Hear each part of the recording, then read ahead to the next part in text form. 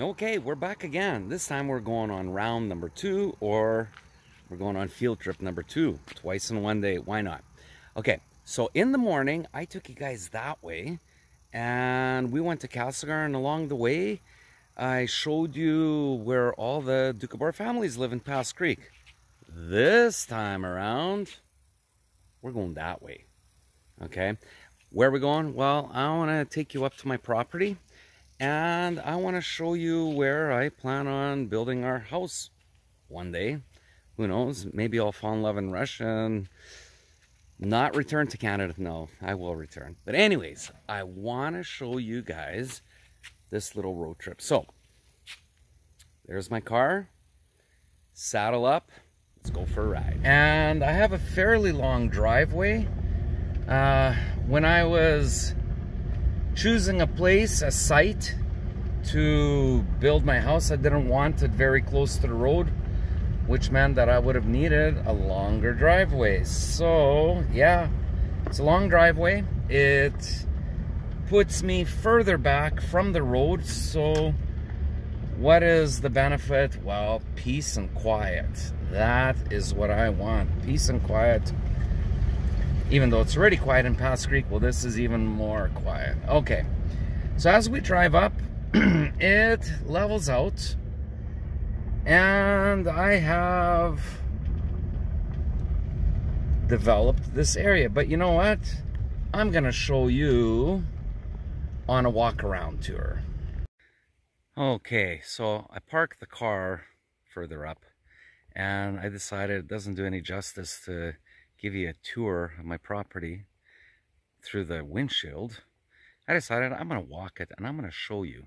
So I'm going to turn the camera around and I'm going to show you what I have. Okay, camera is turned around. So as we walk up the driveway, we have cedar trees right here and fir trees, which you guys call in Russia yolichki. And of course I have birch, I have biroza along here. So my property line, I didn't actually cut the grass in there, but I usually take it right up to the property line right there. So that's the neighbors over there, but you can see where it gets thicker. That's the neighbors, and this is mine. And as we move up, I've got this section right here. So I am slowly developing it, starting from there, and I'm moving it all the way back.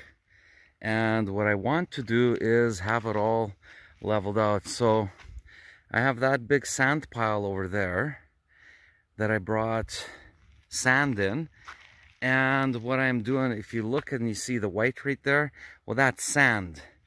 And there were little dips and valleys.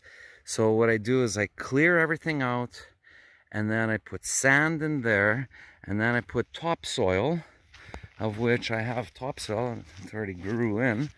I hauled in a whole bunch of topsoil. So that topsoil then, I put it as a top layer, and then I seed it. And eventually my goal is to have it looking like this all the way down to the hill. Okay. And this over here is my rock pile. Now there are, nowhere to lie, there are more than 11,000 rocks here. I actually counted them. My goal was to get a whole bunch of rocks because I have no rocks here. Okay?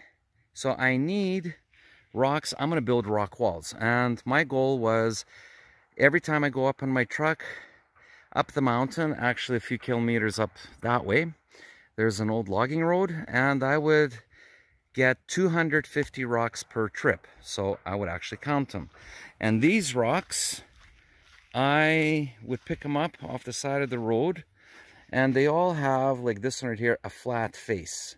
So that's the face that's going to be showing on the outside of the wall. So I need lots of rocks for my rock work.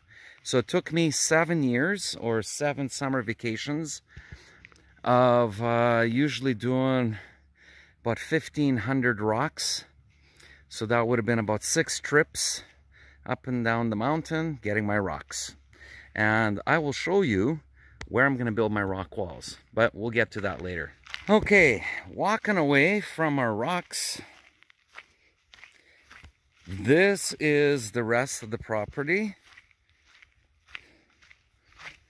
And there's more birch trees, and of course this right here is larch. I forget what larch is called in Russian.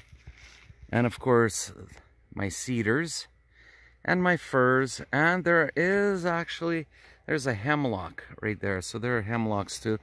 So right up to the tree line over there and just a little bit beyond, that is also on our property. And inside there's a little draw, a little valley in there, and I have a little creek that runs through there. And moving along, here is my well. So I already have my well punched through. There's the well head. And when I build my house, I will just put a pump into the well and I have my water. Now I'm gonna show you my sheds. These are my 2 sheds that I built. This was during COVID. So from April, beginning of April of 2020 until, what was it? Until May 2022, I was waiting to be reunited with my family. They were in Russia, I was in Canada, and I had a lot of time on my hands, so I decided to build 2 sheds. So I built them actually 2 years ago in the summer of 2021, and this year I am staining them. So I have, what, 3, 6, 7 gallons, so that's about 28, 30 liters of wood stain. And I am staining them so that it gives a weather protection against rain, snow, so the wood won't rot. And this right here, just this last week, I built a little rock wall. Now this one is just a freestanding wall, and I brought in some gravel so that I can actually walk around my sheds. Here's my little cement mixer. And this is it. So I had to cut the branches. So I cut the branches right here. You can see like I sheared it off because I didn't want the branches going up against the sheds. And same with this side, because when the snow comes off the tin roof, I didn't want the snow to break my branches. So I ended up cutting the branches off on this side. But from this end, you can't really tell, and it also kind of hides the sheds a little bit. Okay, let's move on. One day I was bored and I decided to build a little fire pit, because I did have a fire pit here, but I decided to put some rock work around it. So like they say in Russian, надо место найти, где можно шашлыки жарить и холодное пиво пить. So anyways, it's my little fire pit. And walking down here, that is my firewood supply. I just thought, well, you know what, if we build a house one day, you know, we're gonna be needing some firewood. So I got myself about 8 cords of firewood, which is enough for about a year and a half's worth of heat. So I will have wood heat in my house, but I will also have electric. Electric, as you know, is more expensive, and wood heat is cheap as long as you can actually get it, which I figured, well, I'm before I'm building, might as well start stockpiling my wood. And there's more right there. And that over there is my burn pile. So as I'm still clearing things out, I end up putting it into the burn pile. And then usually I have friends that burn it for me when I'm not around, because you can't burn in the summertime, otherwise you'll burn the whole forest. So walking through all these trees here, I have been taking care of them. You're probably wondering, why are there these nets around my trees? Okay, the reason why I have these nets around the trees is 2 years ago, I had a porcupine that came and started scratching all my tree, not all, but a few of the trees. And as soon as the bark is scratched off the trees end up dying. So I was very angry. I lost about 5 or 6 trees. So I went and I got chicken wire. And it appears that the porcupines do not return. They can't scratch anymore. So there you go. Problem solved. Okay, back to the rocks. Okay, so there's the rocks that I have over there. Now, these cedar trees are going to be surrounded with a rock wall. So you see the road right over there, but I'm also going to have, kind of the way my finger is pointing, a road going around here, sort of like a turnaround. And over here, we're going to have a rock wall. So it's going to be about, oh, I don't know, 1.5 meters high. And then because there is a slope towards the sand, I want that to be flat. So it's going to be kind of a horseshoe shaped rock wall, and it's going to be flat on top, so that's going to be part of my gazon, or lawn, the way you say. Now let's go take a look. Where's the house going to be? Well, right in front of you. Eventually my house is going to be right here. So this is the view looking south. My mother's house is just over there, a few kilometers down in Castlegar. My hometown is around there, so we're only about 15, no more than 20 minutes away. But this is the view that I will have once my house is built. This is it right here. So this is what I want. I'm on no timeline. I don't know when I'm going to start building it, but it's all here. I have my power. I showed you my water. I have been landscaping. So this is the backyard. This is it. Yeah, so the road will kind of come around and then it'll go back up. And I am pretty much standing in my car parking area. So it'll be what you call a walkout basement. So this side of the house will be higher, so you drive in and you park your car, so you're actually on the 2nd floor. But down here, you can actually walk out of the basement and onto the lawn, and you could sit and you can enjoy the view. I did not plant any of these trees, so when I took possession of this property back in 2008, and I was returning home every summer for my vacations helping my mother out, I also made time for coming out here and clearing this. Now, what I mean by clearing is the forest company, Kalesnikov Lumber, they actually cut the trees down, and it was just left as a clearing.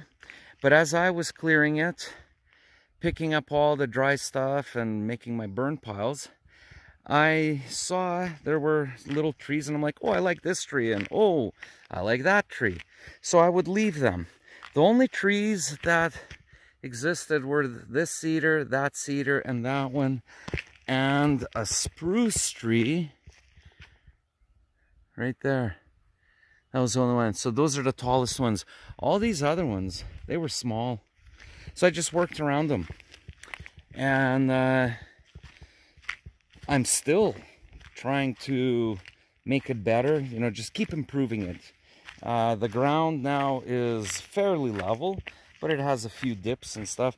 So I still need to bring in more topsoil and level it out. And my gazon then could be much smoother. And this is it. All right, so that's the tour of my place. I hope you enjoyed it. I keep telling you guys all the time about my place in Canada, and I don't know, I don't really get to see it that often, especially in this last 20 years.